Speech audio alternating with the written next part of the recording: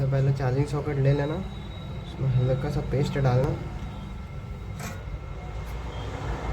Charging socket में हल्का सा पेस्ट डालना ऐसे, इसमें रंगा लगा देना ताकि ये जो जोड़ है ना वो फैले ना।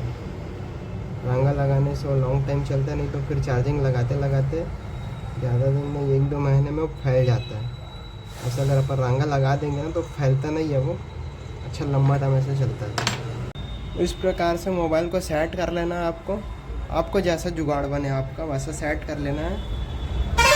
नीचे से ऐसा हॉट गन से हिट करना है नीचे चार्जिंग सॉकेट को,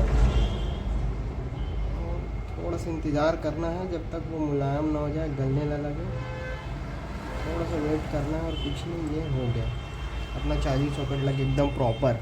भाई लोग मैं आप लोग को दिखाता हूँ बैठ गया कि नहीं, प्रॉपर बैठा है कि नहीं वो चीज़, ठीक है। अब तो मैं थोड़ा सा ध्यान देना है, जूम हो पा रहा है कि नहीं मेरे को समझ नहीं आ रहा।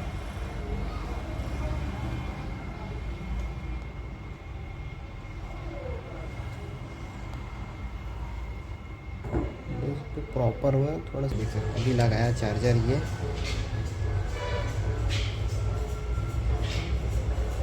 दिख रहा है आपको।